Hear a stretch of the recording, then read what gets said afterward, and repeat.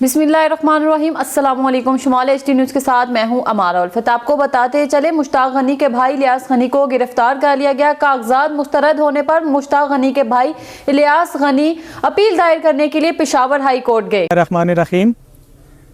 आज 2 तारीख को मुश्ताक गनी साहब जो कि स्पीकर KBK असम्बली हैं, उनके जो कागजात नामजदगी रिजेक्ट कर दिए गए थे, उसके ख़िलाफ़ अपील दायर कर दी थी पेशावर हाई कोर्ट में, जिसको लीड कर रहे थे मेरे फादर मोहम्मद इलियास गनी, क्योंकि वो उनके पास पावर ऑफ अटर्नी है स्पीकर साहब की।